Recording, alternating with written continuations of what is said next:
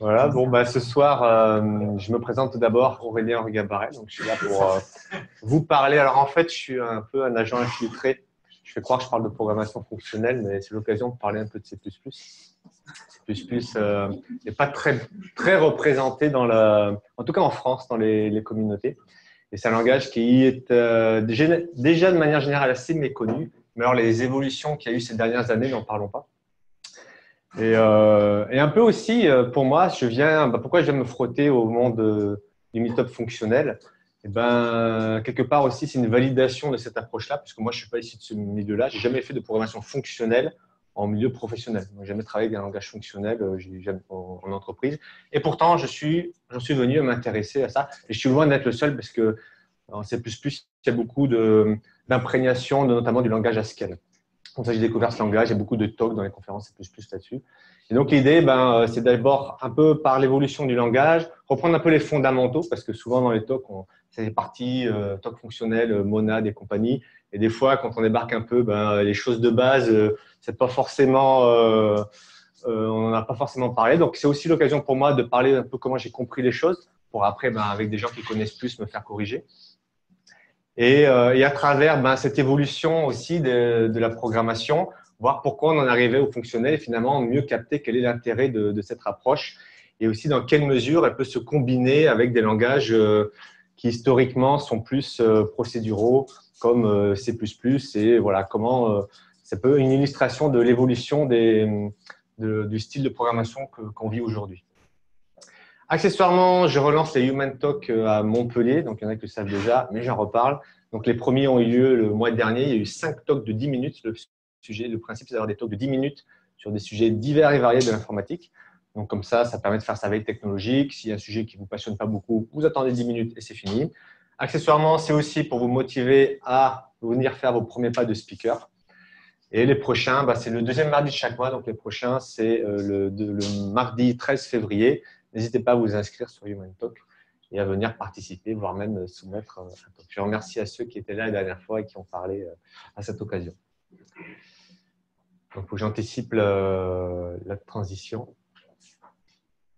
Alors, normalement, je devais avoir des belles animations sur PowerPoint, mais je n'ai pas droit à PowerPoint ce soir, donc les slides risquent d'être un petit peu denses. Déjà, C++, alors qui connaît un peu le langage, qu'on a un petit peu fait, pour avoir une idée? Ah ouais, quand même, d'accord. Est-ce que vous étiez au courant qu'il y a une norme qui est sortie fin d'année dernière? Ouais. Et qu'il y a des normes qui sont apparues depuis C++ 11, enfin en 2011, 2014, 2017. Voilà, le langage, et depuis 2011, il y a vraiment un regain d'intérêt. C'est une combinaison de plusieurs choses, mais ça a vraiment donné un point de départ au renouveau du langage. Notamment, ils sont rentrés dans un cycle où tous les 3 ans, ils sortent une nouvelle norme, ils mettent ce qu'il y a dedans. Ce qui est prêt, ils le mettent pour avoir comme ça une espèce de versionning du langage et le faire évoluer plus rapidement. Et tant pis, s'il y a des choses qui ne sont pas prêtes, elles sont repoussées aux prochaines évolutions. Donc, pour revenir un peu au tout début par l'histoire du C++, on a un peu l'histoire de la programmation. Donc, C++, il trouve ses origines dans 2 langages. En fait, le langage C, tout d'abord, que je pense que beaucoup connaissent, qui a permis notamment au système Unix d'émerger. Et Simula. Alors, Simula, on connaît moins bien. Mais Simula, c'est le premier langage quasiment objet à classe. Il ne manquait pas grand-chose. C'est Smalltalk qui a un peu terminé la pierre édifice. Mais ça fait partie de l'école norvégienne, de l'école scandinave. L'auteur de C++, c'est lui-même danois. Là, on a des Norvégiens qui ont créé Simula. Donc, à l'époque, c'était pour simuler le réacteur nucléaire qu'ils voulaient construire en Norvège. Donc, ils ne voulaient pas faire péter la moitié de l'Europe. Donc, ils ont eu besoin de créer des nouvelles technos. Et Simula a introduit ce concept de classe, en fait. Et donc ça, c'était dans les années 70. Et puis voilà, après le challenge pour l'auteur du langage, ça a été OK, comment prendre ces concepts objets qui ont été très utiles à la création, à l'écriture de ces programmes, mais sans en payer le coût qui faisait que les programmes ils étaient bien beaux, mais ils ne tournaient pas sur le hardware de l'époque. Et en faisant un peu cette combinaison, il s'est lancé dans l'aventure de créer C++.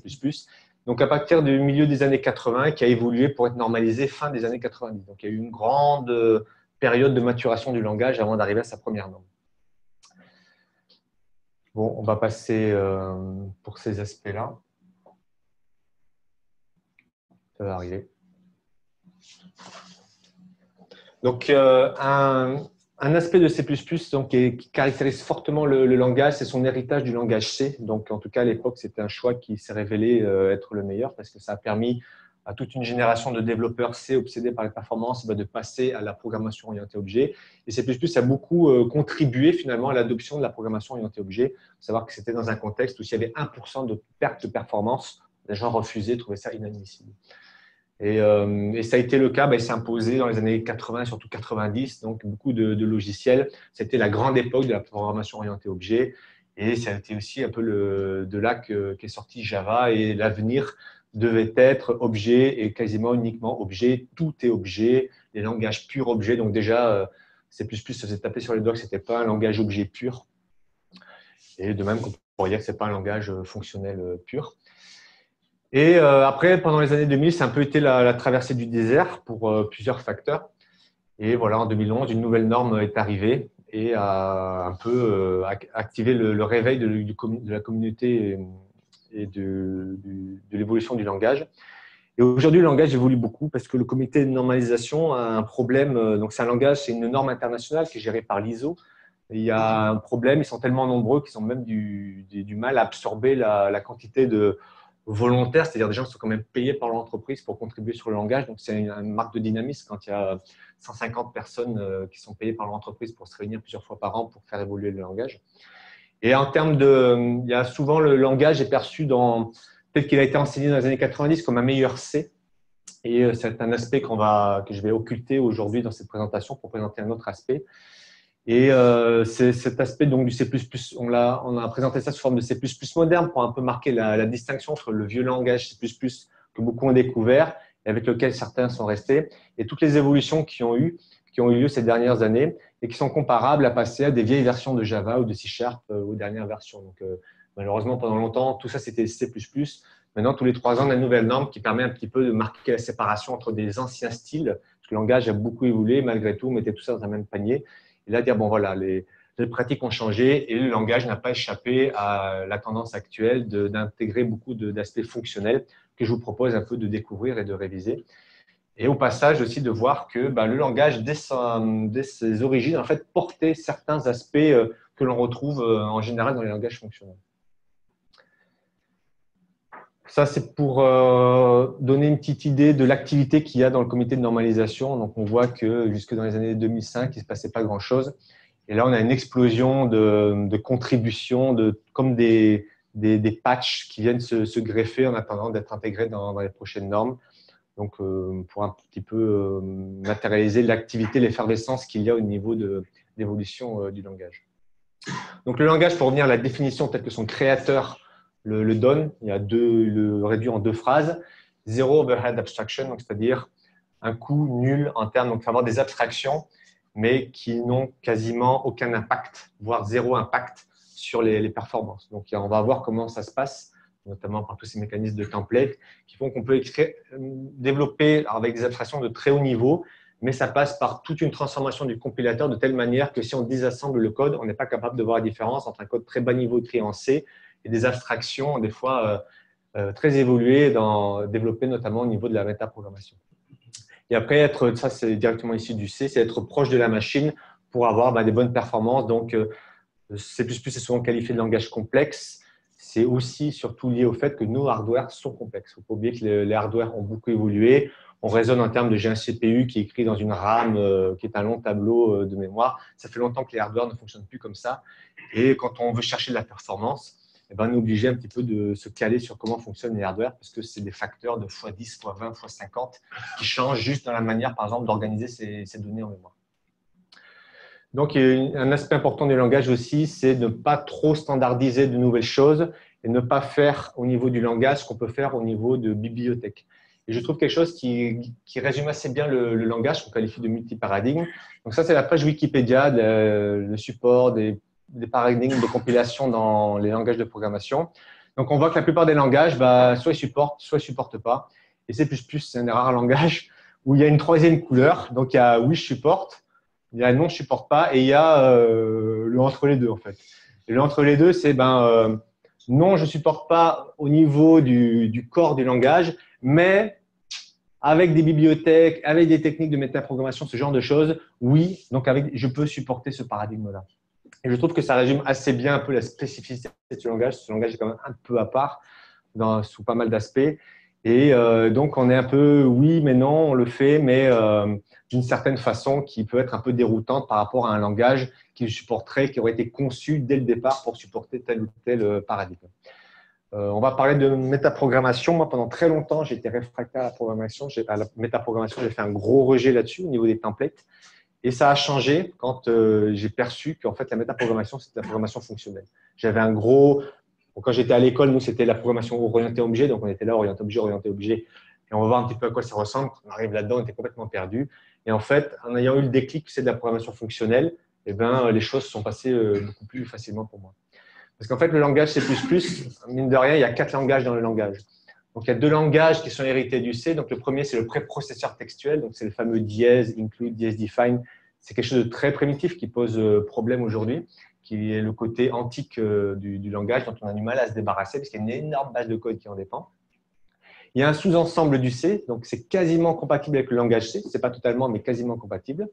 Après, il y a la partie à laquelle on identifie souvent C++, donc c'est toute la partie des extensions orientées objets, donc les fameuses classes, exception, namespace, ce genre de choses, l'héritage. Et puis, il y a les templates. Alors, les templates, ça permet de faire la programmation générique, ça permet de faire de la métaprogrammation. Et c'est grâce à ces templates que la grille précédente est possible, c'est-à-dire qu'il est possible de supporter des paradigmes pour lesquels le langage n'a pas initialement été conçu. Donc, je vais me servir en fait de C++ pour un petit peu retracer, mais alors pourquoi aujourd'hui on est autant ce soir à faire de la programmation fonctionnelle? Pourquoi, alors que l'objet était si bien implanté, on avait Java, on avait .NET, tout objet, tout était merveilleux, pourquoi finalement là il y a un retour en force de la programmation fonctionnelle? Il y a eu un petit peu un spoiler par le speaker précédent. Et voilà, dans les années 80-90, voilà, le tout objet débarque, s'impose, dégage. Il faut savoir que Lisp était encore en compétition dans les années 80. Il y avait des boîtes qui vendaient des machines optimisées pour Lisp. Donc, on avait la programmation avec… c'était aussi la mode de l'intelligence artificielle dans les années 80. Ça a été balayé, tout ça. Maintenant, ça revient en force. Et ben, malgré ça, Lisp a été dégagé par finalement C, Pascal, des langages procéduraux comme ça. Et ça s'est très bien passé pour ces langages jusque dans les années 2000. Et aujourd'hui, on a un retour en force de la programmation fonctionnelle et une perte de vitesse assez importante de tous ces aspects procéduraux, langage, programmation, objet. Est-ce que vous avez une explication à ce phénomène? C'est la prière. Oui. Parce que la loi de Moore, Ouais. Qu'est-ce que ça veut dire? La RAM? Le prix de la RAM? C'est un parmi les facteurs qui… parce que dans le fonctionnel, ça te permet vraiment de débarrasser de changement de state. Et avec ça, le problème, c'est que tu vas consommer plus de RAM. Donc aujourd'hui, le prix de la RAM, c'est vraiment pas mal pour les jeux de prendre de RAM comme on veut. Ou alors, effectivement, ça peut certainement entrer en ligne de compte, mais il y a un aspect, en tout cas primordial, qui est souvent mentionné. Alors, en C++, il y a quelqu'un de très important dans la communauté qui s'appelle Herb Sutter, qui est un peu le pilote de la normalisation, qui travaille chez Microsoft maintenant. En 2005, il a écrit un article, il l'a appelé le repas gratuit est fini. C'est-à-dire les pizzas gratuites, c'est fini. Et c'était quoi en fait les pizzas gratuites? C'était il suffisait d'attendre 1 an, 18 mois pour avoir un processeur 2 fois plus puissant. Donc, quand bon s'embêter à optimiser son code. Et là, on arrive, ouais, le nombre de transistors augmente bien, mais alors la fréquence, ça s'arrête. Donc, à partir de là, à partir de cette époque-là, on est face à un problème que si vous n'avez pas assez de puissance, ce n'est pas pendant 2 ans que ça va s'améliorer. Il va falloir au contraire apprendre à exploiter le multicœur. Donc là, on rentre dans la dimension du multicœur. Et maintenant, il va falloir repenser nos logiciels. Et c'est là, en fait, que la programmation fonctionnelle se révèle plutôt supérieure à la programmation orientée objet. Alors, pourquoi? Parce qu'en fait, la programmation orientée objet, finalement, c'est une association entre un état et des traitements. Donc, par des mécanismes d'encapsulation. Et justement, l'encapsulation va masquer l'état interne, avec tout ce que ça peut impliquer en termes de problématiques de partage, de synchronisation entre threads. Et ça se compose très, très mal. En plus, quand on a des objets qui sont composés d'objets, c'est un modèle qui scale mal dans un contexte de concurrence. Donc, concurrence, c'est-à-dire partage et modification. Le problème de la concurrence, la définition d'une race condition, je ne sais même pas trop traduire en français. La définition d'une race condition, c'est quand il y a un thread qui écrit une donnée et au moins une autre qui le lit. À partir de là, vous avez un problème de race condition. Si vous n'avez que des threads qui lisent, il n'y a pas de souci. Il suffit qu'il y en ait un seul qui écrive et au moins un qui lise et vous avez ce problème-là. Et en fonctionnel, ça a déjà été abordé par le speaker avant moi, avec notamment tout ce qui est fonction pure, ce genre de choses. On a des modèles qui scalent beaucoup plus facilement.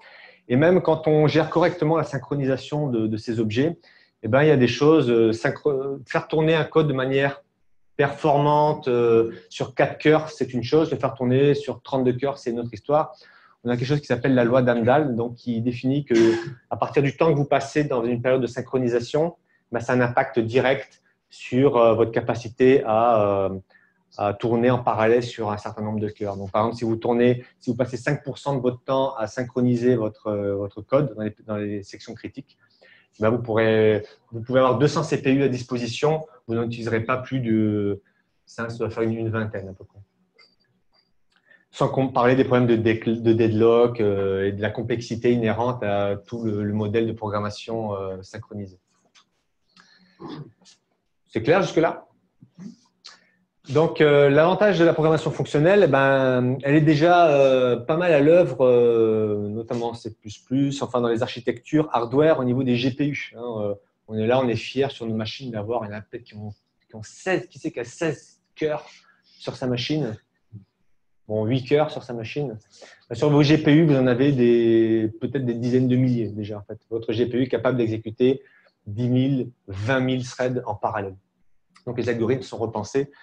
Et ça, c'est le concept du parallèle, c'est-à-dire que chacun travaille sur sa petite zone de mémoire et il est le seul à travailler là-dessus et fait la même tâche. Donc, typiquement, si vous avez une grande matrice et vous devez faire la somme des voisins, on vous donne une case et vous êtes le seul à pouvoir écrire à cette case-là. Et vous avez 10 000 threads qui, à chaque tic d'horloge, viennent traiter les 10 000 cases à la fois. Donc, c'est le principe du parallélisme, à l'inverse de la concurrence, qui fait qu'on a plusieurs tâches différentes qui entrent en concurrence, en compétition pour une zone mémoire en particulier. Donc, derrière l'approche fonctionnelle, on a les concepts donc, de fonction pure, d'immutabilité, d'absence d'effet de bord, qui fait que on peut facilement prendre une tâche, une fonction, et l'instancier en parallèle sur peut-être 10 000 instances, chacun ayant sa zone mémoire. C'est ce qui garantit une exécution optimale sur un système sans avoir aucun problème de synchronisation ou de race condition ou d'effet de bord. Donc là, je passe assez vite, ça a déjà été abordé, et puis on va passer un peu plus de temps sur les autres choses. Donc, il y a quand même un petit détail. Donc là, c'est le côté un peu procédural qui revient quand même. Alors, une fonction rarement, en fait, une fonction est rarement pure. Au niveau du langage, certes, votre fonction peut être pure, elle peut ne pas avoir d'effet de bord, mais au niveau de votre machine, elle aura des effets de bord. Elle va modifier les registres, elle va modifier les données en cache de votre processeur. Ce qui fait que rien que ça, vous l'exécutez une première fois. Si vous l'exécutez une deuxième fois, elle donnera le même résultat, mais elle le donnera probablement plus vite, voire beaucoup plus vite, parce que tout a été en cache. Donc, il ne faut pas oublier que dessous, le modèle sous-jacent de nos machines, c'est l'architecture de von Neumann, et c'est une machine à état, en fait.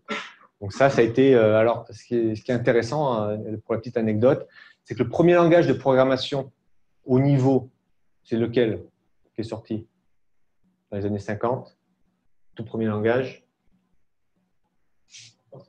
Ouais, Fortran. Donc, c'est un certain John Backus de chez IBM qui a sorti ça, je crois, en 57. Et ben ouais, ça doit être ça, 57. Et 20 ans plus tard, donc c'est lui qui a lancé vraiment le père des langages procéduraux. Et un an plus tard, il y a Lisp qui sort. Donc, déjà, on a la guerre entre les deux mondes.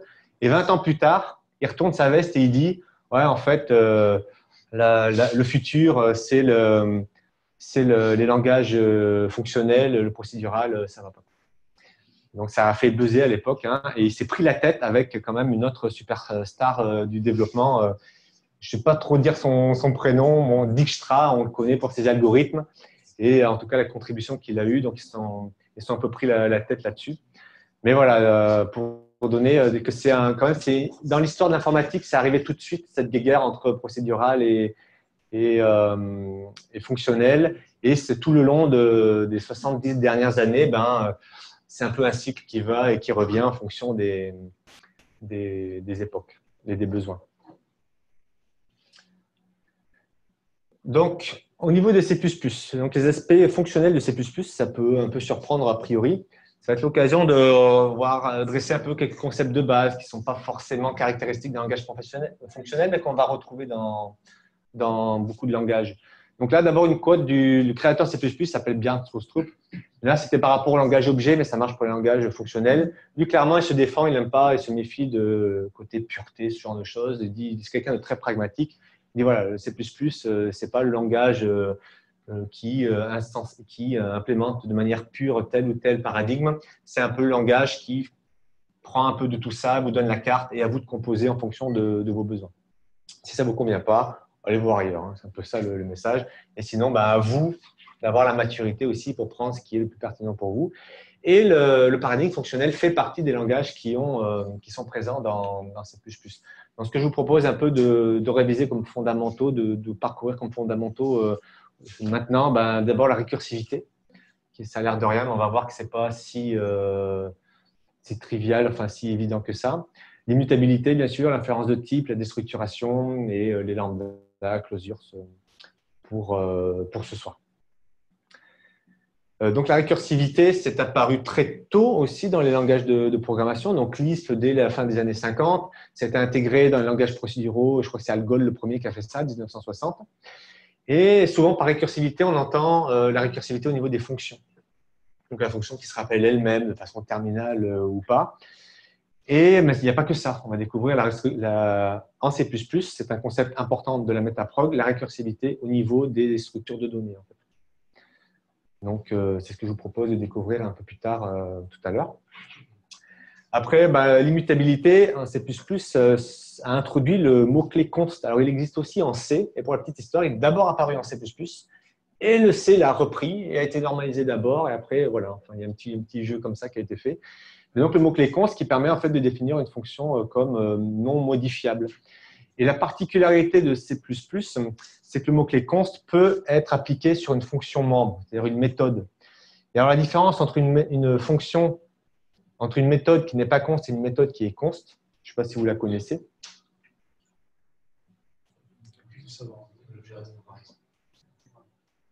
C'est pour garantir ça, en fait. Ouais. C'est-à-dire c'est quand l'objet lui-même est constant, je peux appeler une fonction qui est constante, mais si j'appelle une fonction qui n'est pas constante, je vais avoir une erreur de compilation. Donc, quand je passe un objet et que je le passe explicitement comme étant constant, le compilateur me garantit que celui qui le récupère ne va pas pouvoir appeler une fonction qui n'est pas constante sans générer une erreur de compilation. Je vais vous dire autre chose, mais j'ai oublié.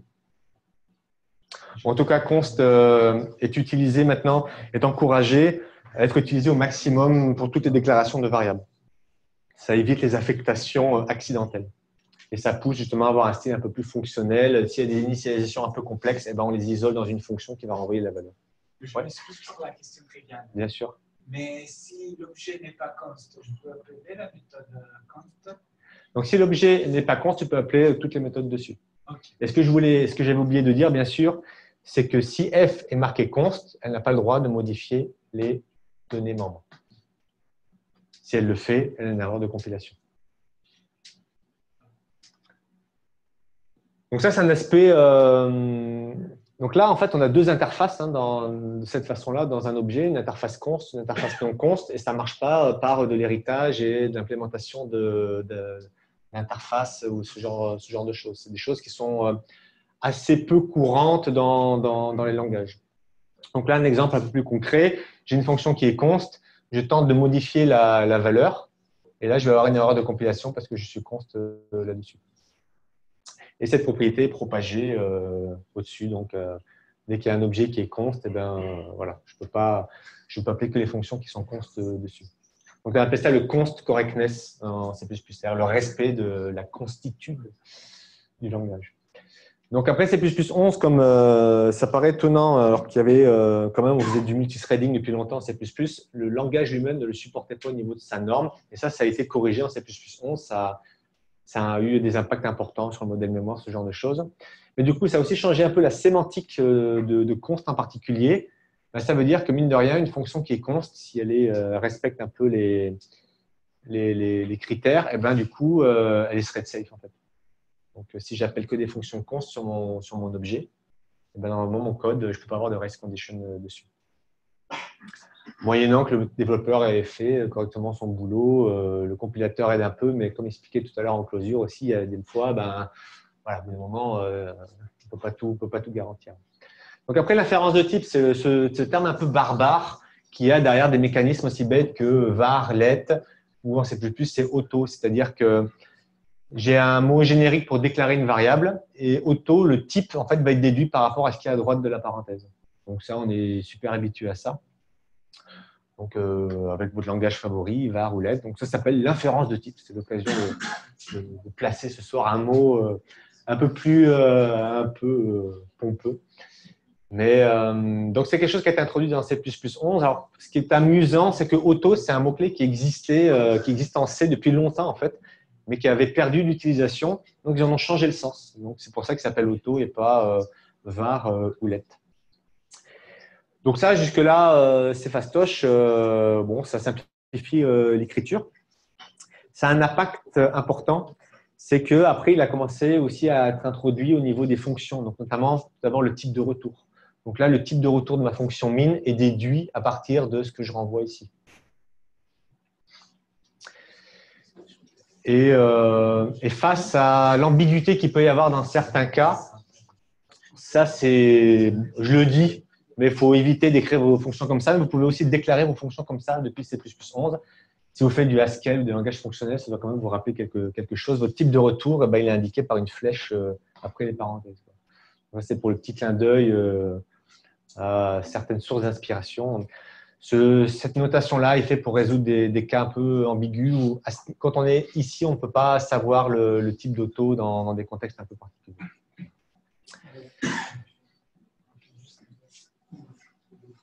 On reviendra un petit peu après sur auto dans un autre contexte qui va le rendre encore plus surprenant pour notamment des développeurs C++ qui ont connu C++ à la grande époque. Donc là, C++ 17 a introduit le structured binding, donc la déstructuration de type, ils l'ont appelé structured bindings. Bon, c'est le principe d'avoir, là je renvoie un pair, donc un tuplé, comme on dit, un tuple, mais un tuple de 2. Parce qu'il y a aussi tuple, mais il y a paire. Alors, bon, une paire, quoi. Et je peux la déconstruire en déclarant donc deux variables, i et d pour integer et double. Et ça, le C++ 17 a rajouté cet aspect-là dans le langage. Donc, on trouve dans tous les langages fonctionnels, de plus en plus d'autres langages qui initialement ne sont pas fonctionnels. Pour encore un petit clin d'œil pour montrer comment certains concepts récents, s'introduisent encore récemment dans le langage. On avait la mine de rien, ça va disparaître, mais cet aspect-là, on avait une création, une déduction de… Je vais le remettre vite fait. C'est quelque chose qui n'est pas forcément évident pour d'autres langages. Là, je n'ai pas dit le type que c'était là. Je n'ai pas écrit que c'était un pair de int de double. C'est automatiquement déduit à partir des arguments que je lui donne. Ça fait partie aussi du côté template. C'est la capacité à déduire, un peu quelque part de l'inférence de type, à déduire les paramètres de mon type en fonction de ce que je lui donne en argument. Oui. Une question triviale sur… bien sûr. Ouais, bien sûr, ouais. Un tuple, il y a tous des paires, des triplés, des quadruplés, il y a tout ce qu'on veut. Eh ben, on va justement, la partie métaprog, on va voir comment on construit un tuple dans un langage comme C++. Donc, bon, un des derniers points incontournables de nos jours, les lambda, donc ils ont appelé lambda, donc les closures, quand on capture un contexte. Donc, c'est arrivé en C++11. Donc, la syntaxe est un peu différente de ce qui se fait ailleurs, encore que, bon, en gros, évidemment, le nom de la fonction a disparu. Donc, si je prends une fonction, le nom de la fonction disparaît. Donc, j'enlève le nom de la fonction et je remplace par deux crochets. Donc, de crochet vide, voilà, ça indique que c'est une lambda, donc une fonction anonyme. Et dans ces crochets, on pourra ensuite mettre des conditions de capture. En fait. Donc, par défaut, crochet vide, il ne capture rien dans mon environnement autour. Donc, en fait, j'ai une fonction pure, la mine de rien. C'est-à-dire que là-dedans, je n'ai accès que ce qui est déclaré là. Dans les crochets, après, je vais pouvoir soit capturer explicitement certaines variables. Donc là, je vais capturer X, soit donner une façon de capturer par copie ou par référence toutes les variables qu'il peut y avoir autour.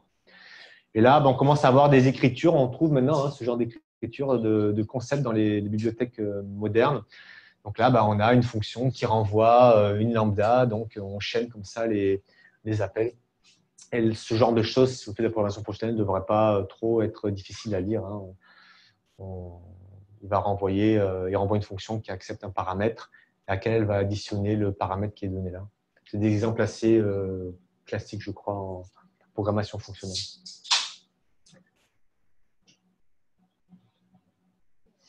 Donc après, un autre petit clin d'œil, c'est le header. Donc, c'est-à-dire quelque part le package, où on peut inclure les modules qu'on peut inclure. Donc ça existe depuis longtemps. C++, c'est le header fonctionnel qui contient des choses liées à la programmation fonctionnelle. Mais grâce à notamment toutes ces facilités qui ont été introduites en C++, on peut les utiliser de manière conviviale. Notamment des choses comme bind, par exemple. Donc ça, je crois que j'ai vu passer du code Scala qui utilisait cette notation-là. Donc ça, c'est des choses que vous pouvez faire en C++ 98, mais ce n'était pas super sexy. Et là, ça devient plus naturel. Alors, je ne sais pas, par rapport à des développeurs fonctionnels, si c'est vous avez les coutumes de ce genre d'écriture. Vous les évitez? Ouais. Bon, bind n'est pas très, très populaire non plus. On peut faire passer des case class pour explicitement noter des variables. Oui, un peu comme l'exemple que j'ai montré avant, explicitement on prend le truc parce que ça ne coûte pas plus cher. Et, bon, ils l'ont mis et moi-même, je le vois assez rarement utilisé. Hein, parce que bon, c'est un peu.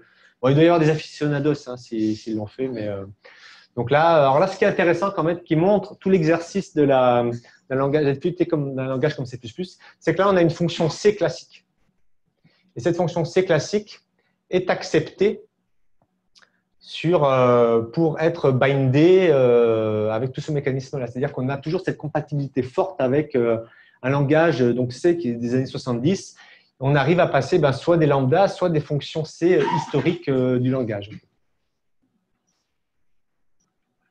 Donc, je passe là-dessus, parce que le temps passe vite. Et là, il y a un autre aspect intéressant, c'est que auto peut être utilisé alors, uniquement dans le contexte des lambdas à l'heure actuelle comme paramètre d'entrée.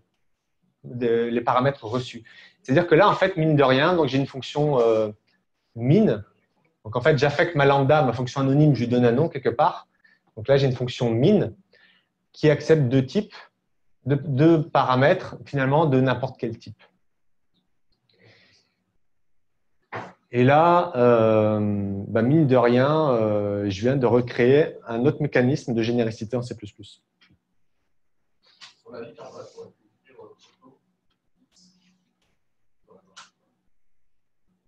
Alors, attends, là, j'ai les deux côte à côte. Donc, ça, c'est la version historique C++ 98, template. Donc, où je déclare que c'est un template, donc j'ai un type paramétré que j'accepte là et qui peut être n'importe quoi à partir du moment où ça a du sens. Et là, voilà, j'ai auto en sortie qui est implicite et en entrée, j'ai deux types que je peux comparer. Donc, c'était quoi ta question? Le moment où tu as mis le const x égale est-ce que tu pourrais mettre le const auto x ou est-ce qu'il faut le déclarer au moment donné sur la slide? Ici, tu voudrais mettre un const? Non, sur la slide d'avant. Le moment où tu l'appelles, voilà, ton appel. Ouais, ça va arriver. Là, tu veux. Const auto x, la place de const x. Oui, bien sûr, oui. Oui. Non, s'il fallait forcément. Non, pas du tout. Non, je pourrais. Bon, c'était pour que ce soit un peu plus clair. Ouais. Là, effectivement, je peux mettre auto, il n'y a pas de souci. Et donc, pour revenir à cet exemple-là, est-ce que vous pouvez quand même voir une petite différence entre ces deux versions? Donc, la version template historique et une version avec de l'inférence de type. En fait. Ouais, exactement. C'est-à-dire que là, je suis garant. Là, mes A et B doivent être forcément du même type. Alors que là, ils peuvent être de types différents. Donc, ça peut avoir… là, on peut avoir une ambiguïté si j'appelle min en lui donnant un int et un double, par exemple. Le compilateur va dire, je ne sais pas, soit c'est double, soit c'est int, donc il va falloir le dire. Et par contre, il est où le check qui est fait pour savoir si l'opérateur de comparaison existe? C'est au runtime? Non, non, alors tout ça, c'est compilation. C'est fini. Alors là, merde. Si on met, C'est fini le combat. Donc le check, tout se passe à la compilation, à ce niveau-là. Alors là, on a quelque part deux mécanismes qui ont l'air un peu en compétition. Et ces deux mécanismes-là, en fait, ce côté auto sur les lambdas, c'est en fait du sucre syntactique dessous, ça utilise des templates.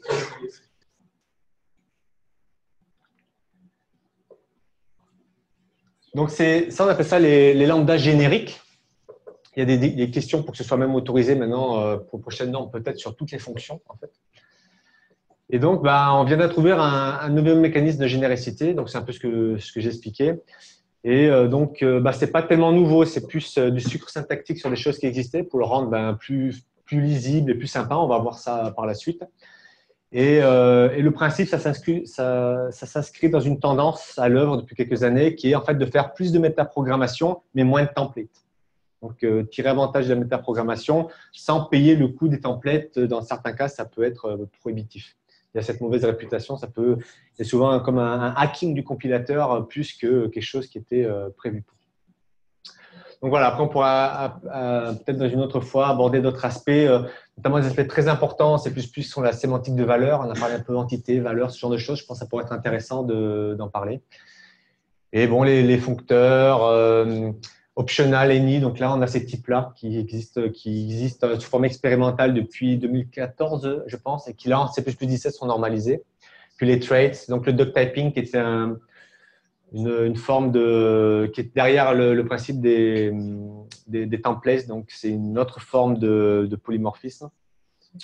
Et après les concepts qui sont toujours en développement depuis 15 ans, mais qui sont un gros travail de recherche et qui visent de manière ambitieuse à résoudre d'autres classes de problèmes.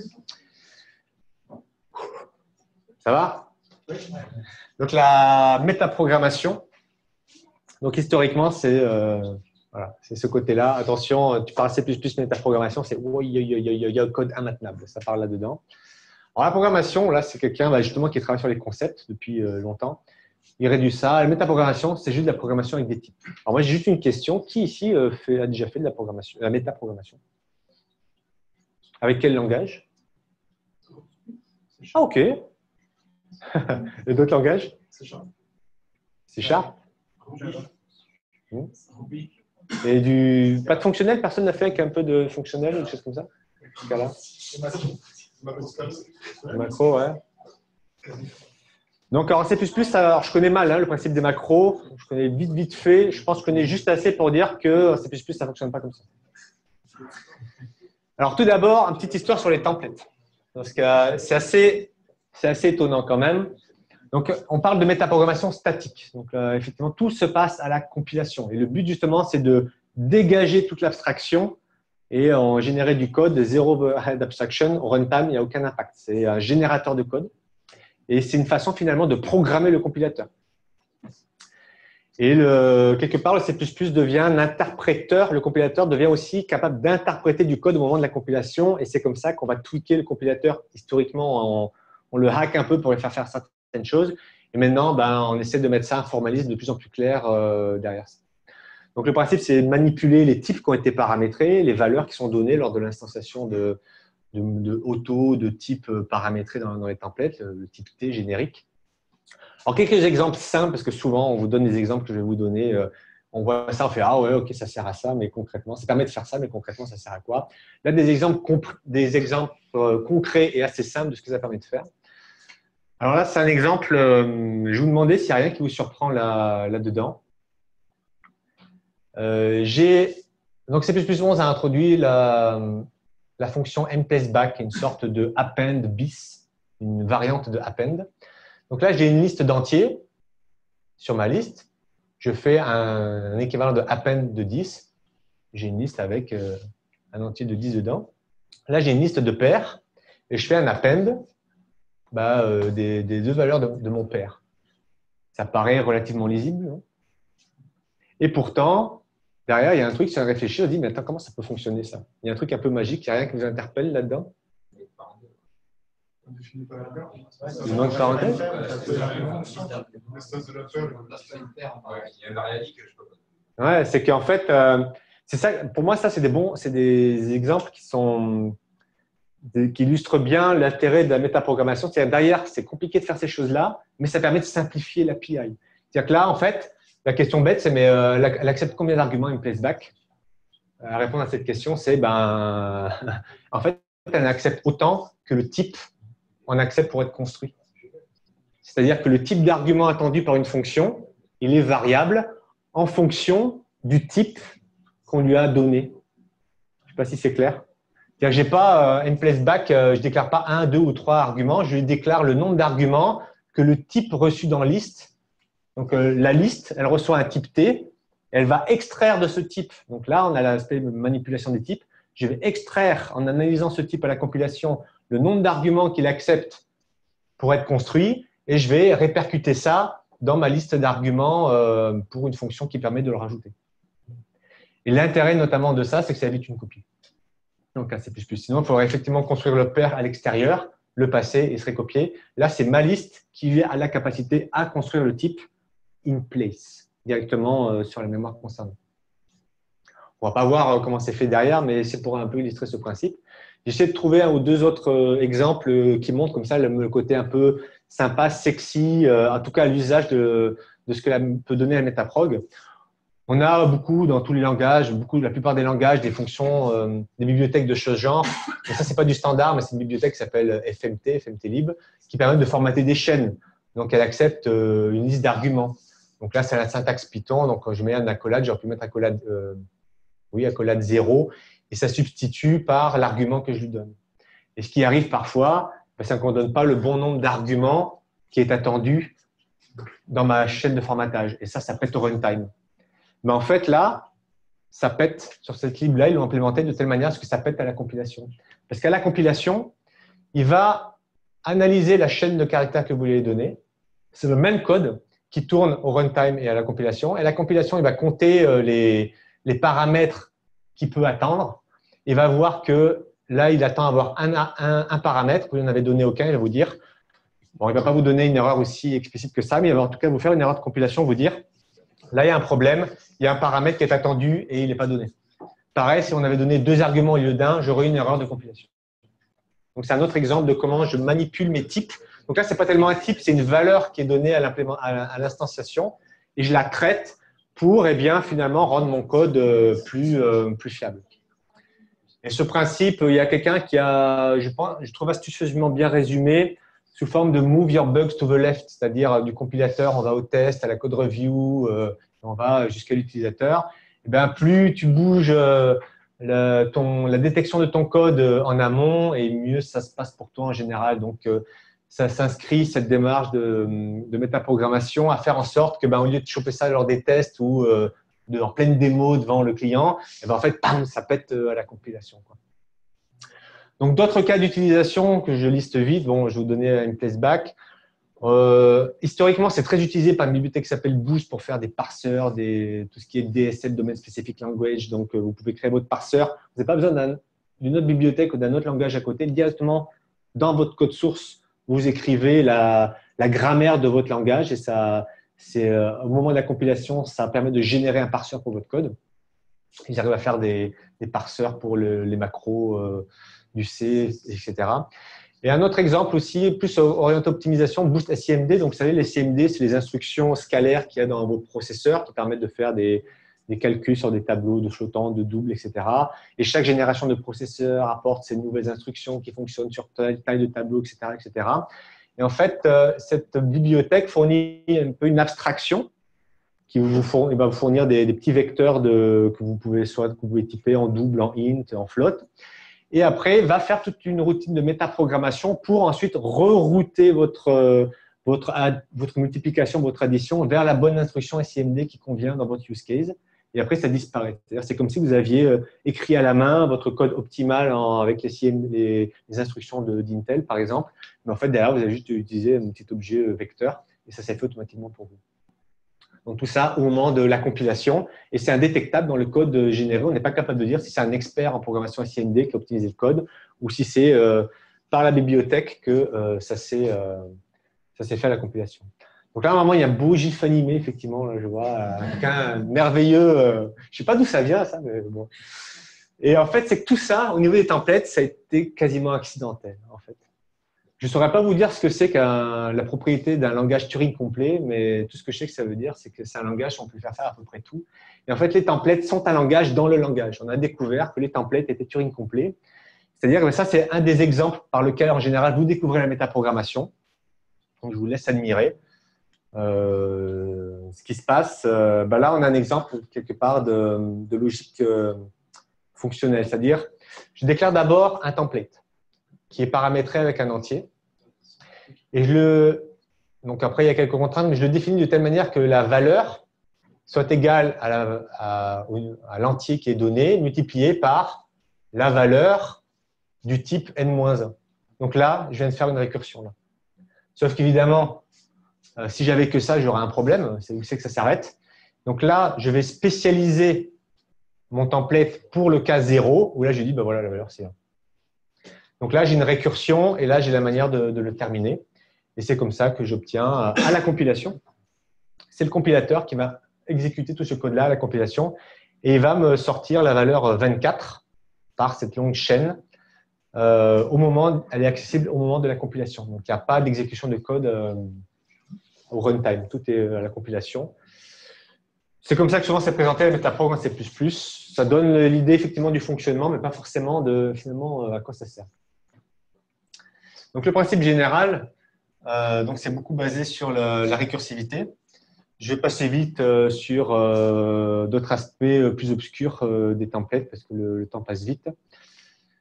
Et bon, après, il y a les traits, ce genre de choses. On peut faire des choses finalement assez simples pour tester si un type est constant, est un pointeur. Il y a des tests presque comme des ifs. Mais on va arriver au tuple. Donc, le tuple, c'est un conteneur hétérogène de données. Donc là, il existe en C++, on peut inclure tuple. Et donc, là, je crée un tuple qui est de un int, un double, un string, que j'initialise explicitement comme ça. Où on a des fonctions make aussi qui facilitent un peu. Donc là, par la déduction des types que je lui donne un argument, va me renvoyer un tuple avec les types que je lui ai donnés là. Et là, on a un autre exemple d'apport de C++11 qui est static assert. Donc ça, c'est une assertion qui est déclenchée à la compilation. Donc là, on a les mots-clés qui ont été rajoutés. Il me récupère le type de T1. Là, il me récupère le type de T2. Avec le trait isSame, il va comparer si le type de T1 est égal au type de T2. Ça renvoie un booléen. Et je fais une assertion sur ce booléen. Donc, si là, je change un type ici et pas là, par exemple, mon assertion va péter et je vais avoir une erreur de compilation dans mon code. Alors, la question que j'ai envie de poser maintenant, c'est OK, le tuple, il ne faut pas oublier d'où on vient. On vient d'un langage, en gros, on a des structs, les classes. C'est la même chose en C++, quelques micro-différences près. Donc, comment, à partir d'une struct, je fais pour générer un type comme ça qui peut accepter un nombre variable de composants et de type hétérogène. Je vais essayer d'illustrer un peu plus concrètement ce qu'on veut obtenir en fait. Quand j'ai un tuple comme ça avec 3 types, ce qu'on veut avoir, c'est si j'instancie mon tuple avec un seul type, je vais avoir finalement une struct avec mon int. Si je l'instancie avec 2 types, finalement, je vais avoir une struct avec 2 types. Et si je l'instancie avec 3 types, vous avez compris le principe, ça peut être des classes personnelles, et il me crée 3 champs. Et du coup, comment ça peut être fait? Comment ça se programme un tel type qui est créé dynamiquement finalement? Est-ce que vous avez une idée? Comment tu dis? Ouais, mais ton template, tu déclares quoi? Et comment tu les mets là? Parce que ton template, il accepte un nombre variable d'arguments. Comment tu dis? Oui, derrière, c'est la métaprog. C'est une liste d'auto. Et en fait, comme le temps passe, en fait, le principe, c'est de faire une récursivité sur le type lui-même. Il y a plusieurs façons de le faire. C'est-à-dire que là, on va le faire par composition. Donc, j'ai mon type, mon premier type dans mon tuple, il est là. Et mon deuxième, il est là, mais il contient le premier. Et mon troisième, il est là et il contient le deuxième qui contient lui aussi le premier. Comme ça, vous chaînez des structs à l'intérieur de structs. Donc là, vous les emboîtez. Donc par composition, vous avez là le principe un peu récursif, mais en un côté liste chaînée de types en fait. Là. Il y a un peu de limites.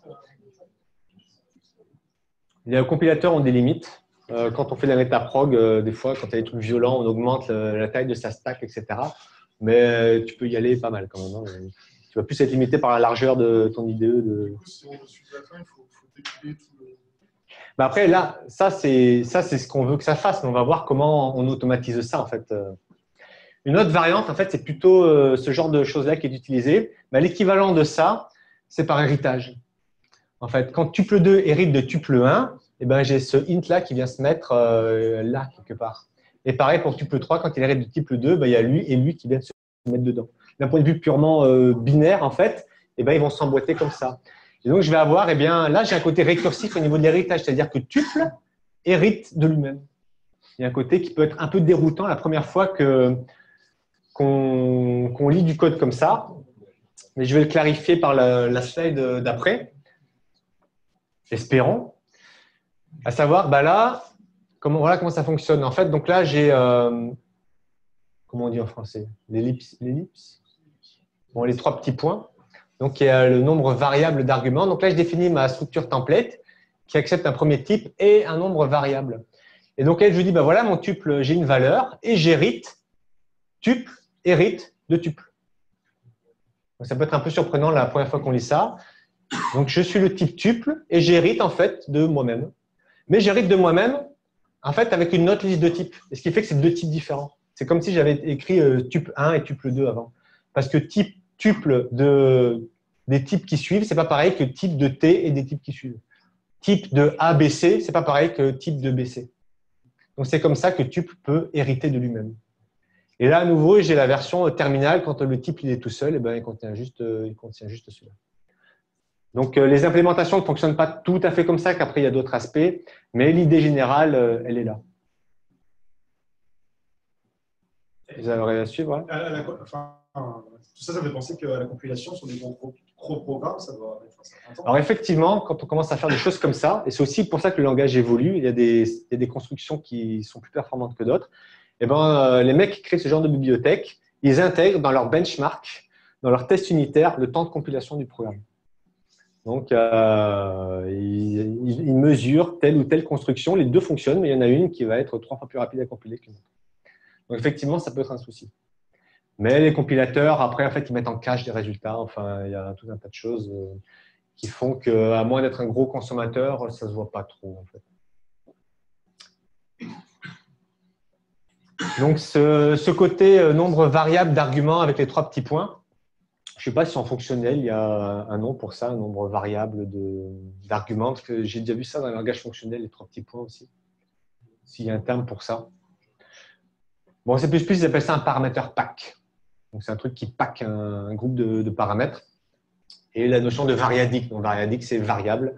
Donc, vous avez donc des fonctions variadiques qui acceptent un nombre variable d'arguments que vous pouvez processer à la compilation de manière récursive.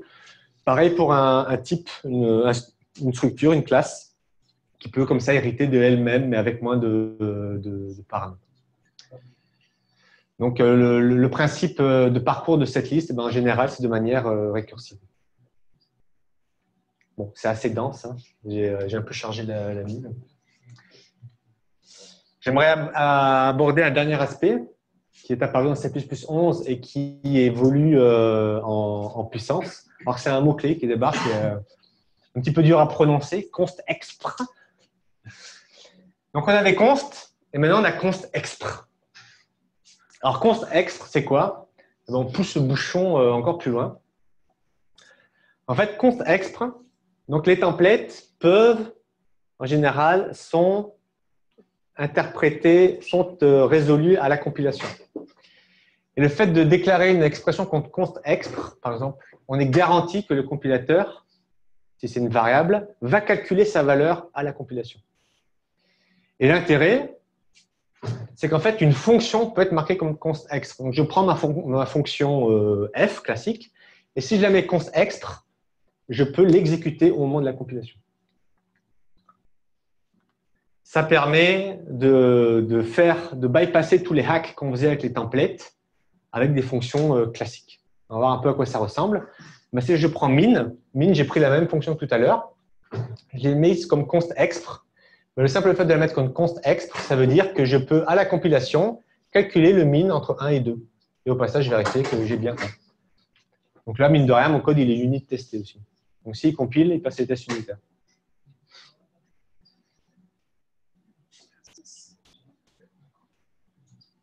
On va dire c'est comme les macros, mais pas du tout en fait, parce que les macros ça n'exécutait pas le code, c'est juste ça remplaçait. C'est ça. C'est pas une injection dans un AST, c'est ça en fait, c'est eval dans les langages de script. C'est eval, sauf que mon compilateur C++ devient un interpréteur de code C++. Et ça, c'est exécuté à la compilation. Et ça peut bien sûr évidemment être compilé, exécuté au runtime si j'appelle min avec des valeurs que j'ai saisies auprès d'un utilisateur par exemple. Alors ça, ce mot-clé, il gagne en utilité parce que combiné à tout ce qu'on vient de voir, en fait, ça permet de faire de la métaprogrammation de manière beaucoup plus lisible.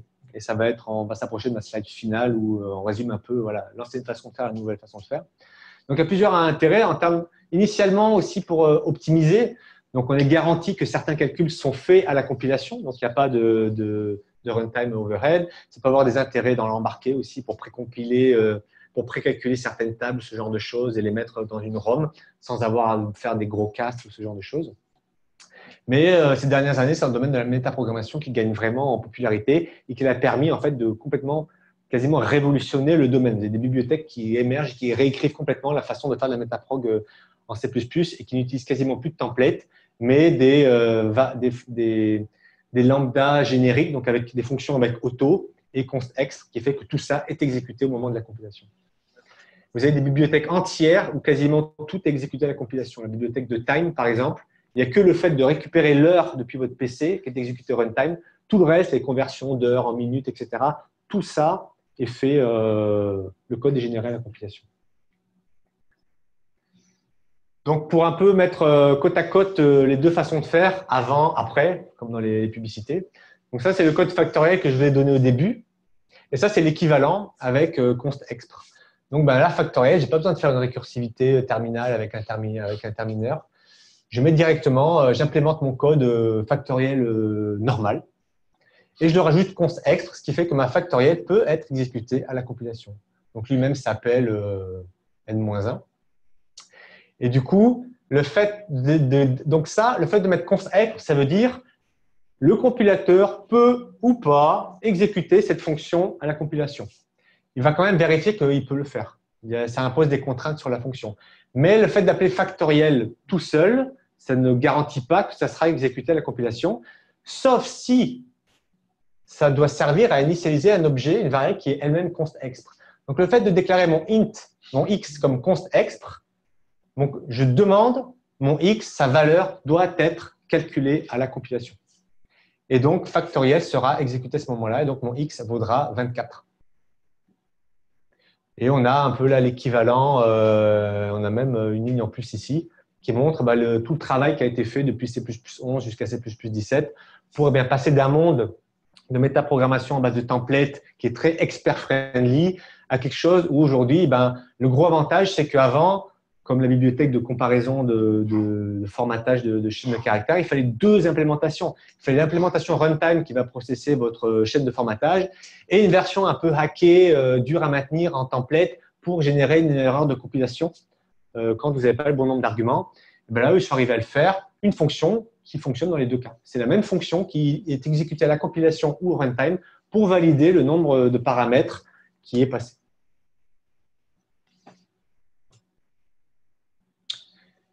Du coup, naturellement, le compilateur ne va pas essayer de compiler, enfin de calculer toutes les fonctions qui pourraient l'être. Il faut à tout prix les préciser. Non, pas à tout prix. C'est là où les compilateurs vont se distinguer en fonction de leur version. Et, par exemple, les compilateurs Microsoft étaient un peu à la traîne, mais les derniers compilateurs GCC, Clang, ils sont assez agressifs là-dessus. Et voilà pour ma présentation de ce soir.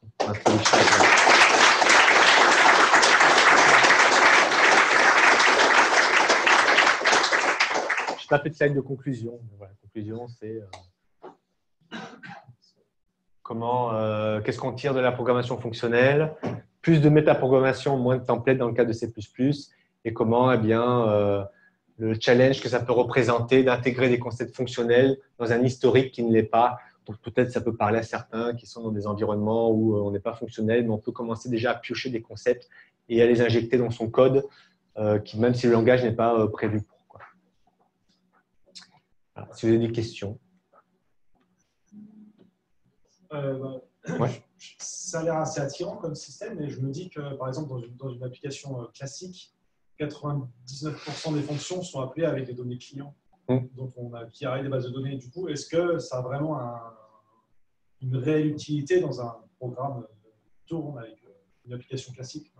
Ça dépend. Tu vois, ça reste plutôt au niveau des bibliothèques, comme une bibliothèque sur le Time, par exemple. Ça reste, j'imagine, plutôt bien ce genre de choses, oui.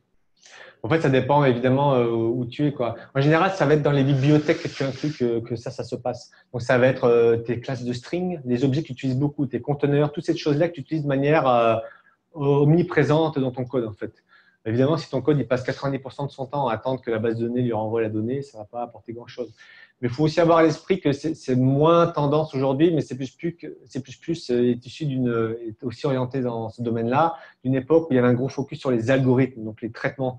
En général, quand vous faites du C++ encore vous aujourd'hui, si vous ne faites pas beaucoup, dès que vous commencez à faire du traitement d'image, ce genre de choses, il y a du calcul lourd, vous commencez à vous rabattre vers C ou C++.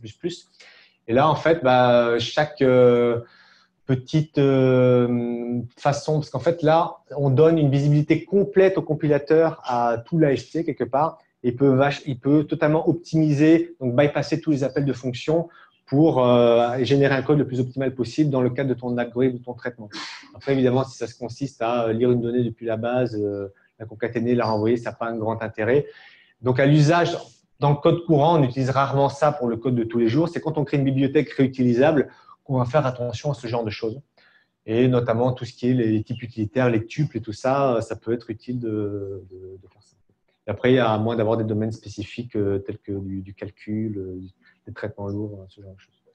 Ou alors, d'avoir une utilité de métaprogrammation comme ces bibliothèques de string qui permet de valider à la compilation des sources, de détecter à la compilation des problèmes, des bugs potentiels dans ton code. Ça peut être une autre classe d'utilité. C'est ça qui est mis en avant aujourd'hui dans ce genre d'utilisation.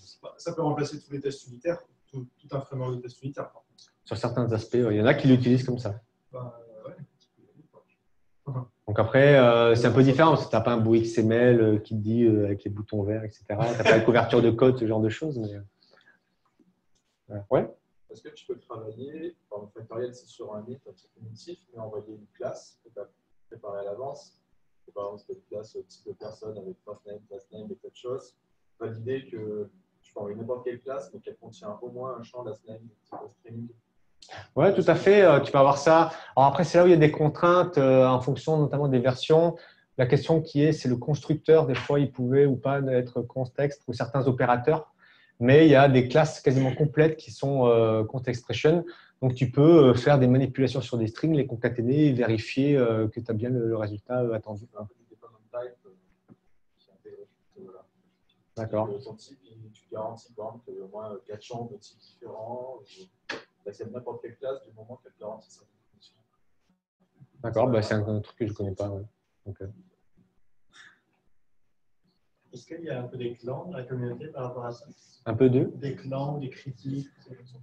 En fait, si tu regardes ça,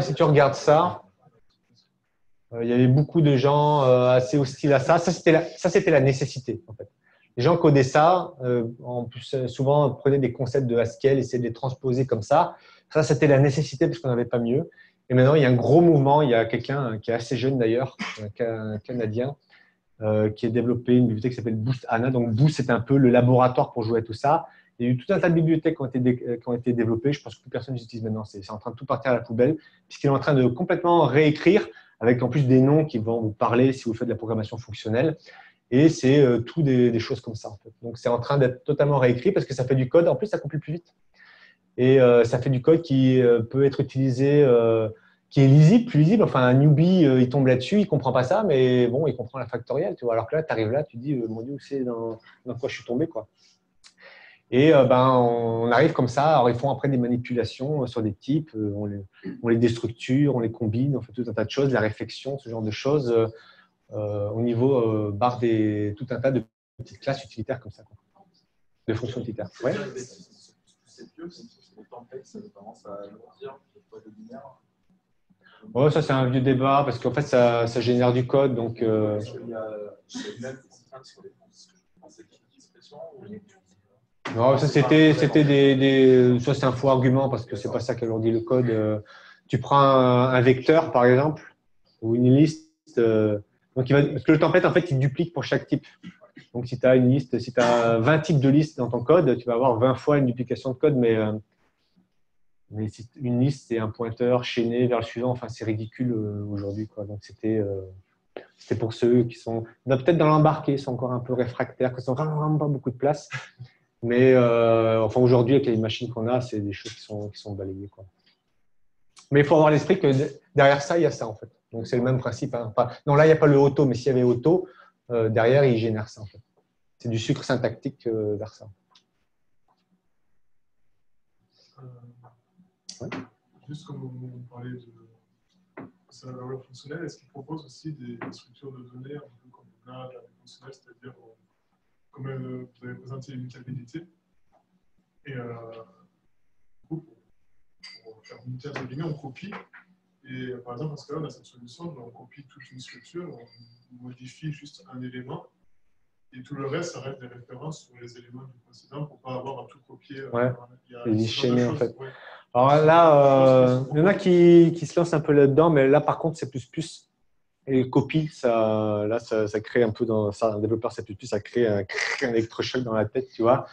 On a beaucoup de structures de données en fait, par la STL historiquement, donc c'est des types paramétrés, donc tu vas avoir des listes chaînées, doublement chaînées, tu vas avoir des tableaux contigus, tu vas avoir des maps, etc.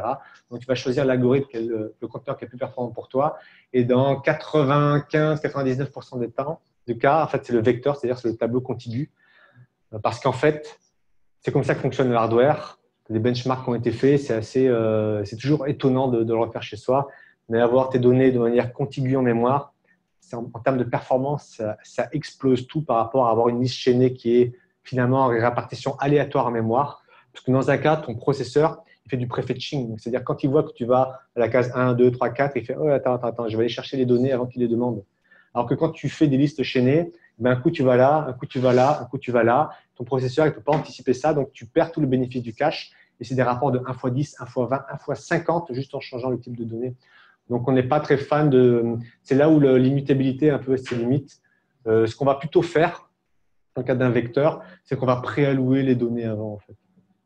Donc, c'est-à-dire, et c'est là où la métaprog peut aider d'ailleurs. Il y a des astuces comme ça. On va préallouer pour 100 éléments et après, on va remplir comme ça, par exemple. Sur les deux classes, par exemple, tu n'as toujours personne dans une classe name. Si tu as son instance, tu peux modifier un de ces champs. Est-ce que ça, il y a des outils qui permettent de faire ça? Ouais, tu peux modifier une place, hein, C++, il n'y a pas de souci. S'ils sont immutables, si tu les définis comme immutables, est-ce que tu peux modifier ton objet, ça va en faire une copie en modifiant une partie? Après, si tu l'as déclaré const, de base, tu vas avoir une erreur de compilation si tu essaies de le modifier. C'est pour ça qu'en ce cas-là, il y a le copie qui permet de prendre un objet immutable et de créer une nouvelle version en modifiant juste une partie que tu as. D'accord. C'est efficace en même temps parce que ce qui n'a pas été modifié, il garde une référence. Ouais. Donc, c'est très rapide. Après, mais sans fatiguer tout ça, mais par exemple, un tuple avec deux éléments, on le copie, on change que le deuxième, il va garder une référence pour le premier. Là, ton tuple, ça va être deux cases collées en mémoire, tu vois. Et, oui, mais ils ne sont pas immutables. Non. Alors, ils le sont tous les deux. Mais là, effectivement, en plus, c'est un tuple de int, ils vont tenir sur un registre. Enfin, ça va être. Donc là, ouais, c'est peut-être là, effectivement, ça s'arrête un peu. On reste quand même très axé structure de données et performance sous-jacente derrière parce qu'il y a des gains énormes juste en changeant des fois quelques petites choses dans ces structures de données. Je pense. Il y en a qui poussent un peu, mais il n'y a pas beaucoup qui les suivent parce que c'est dur de copier un tableau. Parce que quand tu copies, ton tableau est déjà tout dans tes caches de ton CPU. Ils sont 100 fois plus rapides que ta RAM. Donc, quand tu copies, il faut aller chercher une nouvelle RAM. Tu payes ton CPU, il se tourne les doigts pour allouer une nouvelle mémoire. Ton cache, il est chaud, il est perdu. Enfin, il y a tout. On appelle ça cache friendly. Tu vas avoir un code qui fait que tes données sont dans le cache, et ben, on travaille avec dessus direct. Alors, des fois, ce qu'ils font plutôt, c'est que via les templates, on va créer des vues, en fait. Donc, la vue c'est comme une fenêtre, tu vois, sur ta donnée qui va se balader. Mais derrière, c'est toujours la même donnée, mais conceptuellement, c'est comme si, c'est un peu comme en Go, les slices, ce genre de choses. Tu vas manipuler juste une vue sur une petite portion de données, et c'est comme si elles étaient différentes, mais derrière, c'est les mêmes blocs qui sont concernés, quoi.